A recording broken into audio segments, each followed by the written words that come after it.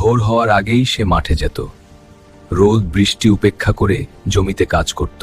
1 বছর প্রচণ্ড খরা হলো, ফসল ভালো হলো না, অনেকে হাল ছেড়ে দিল, কেউ শহরে চলে গেল। আল্লাহ ভরসা, পরিশ্রম করলে ফল একদিন আসবেই।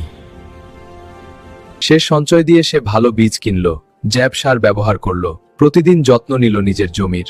রাতে ছেলেকে পড়াত রফিক, বলত পড়াশোনা শিখলে মানুষ হওয়া যায়, বাবার মতো কষ্ট করতে হবে না। পরের বছর আল্লাহ তার পরিশ্রমের ফল দিলেন। ধান এমন ভালো হলো, পুরো গ্রাম তাকিয়ে দেখল। রফিক বুঝল, দারিদ্র মানুষকে হারাতে পারে না যদি মানুষ নিজে হাল না ছাড়ে।